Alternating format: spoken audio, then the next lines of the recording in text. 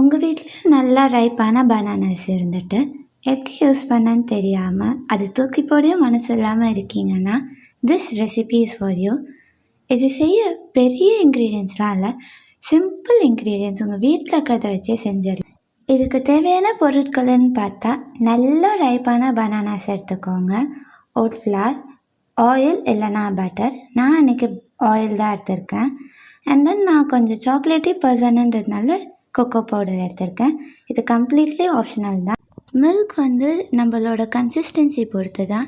நம்மளோட பேட்டர் கொஞ்சம் soft and then கொஞ்சம் லிக்விடாக இருக்கணும், அப்போ தான் கரெக்டாக இருக்கும். என்னோடய கன்சிஸ்டன்சி பார்த்துக்கோங்க, அதுக்கேற்ற மாதிரி மில்க் ஆட் பண்ணிக்கோங்க. Ingredients and then full recipe நான் டிஸ்கிரிப்ஷனில் தரேன், கண்டிப்பாக செக் பண்ணி பாருங்கள். எந்த டின்னில் ஊற்றுறீங்களோ மோஸ்ட்டாக இந்த மாதிரி ஒரு ரெக்டாங்கிள் டின்னில் ஊற்றுங்க, அப்போ தான் நல்லா பேக் ஆகும். அண்ட் நல்லா க்ரீஸ் பண்ணி எடுத்துக்கோங்க. 180 டிகிரி செல்சியஸில் ஒரு 30 to 40 மினிட்ஸ் எடுத்துகிட்டு நல்லா டூத்பிக்கை வச்சு நல்லா குத்தி பாருங்கள். அது வந்து நல்லா ஒட்டாமல் வந்தால் போதும், உங்களோட பனானா பிரெட் ரெடி. இது ஒரு நல்ல ஆல்டர்னேட்டிவ்னே சொல்லலாம்ல, பனானாஸை தூக்கி போடாமல் ஒரு ப்ரெட்டு செஞ்சு. It is a good recipe. கண்டிப்பாக இதை ட்ரை பண்ணிட்டு எப்படி இருந்ததுன்னு சொல்லுங்கள். Stay tune for more such videos. Bye.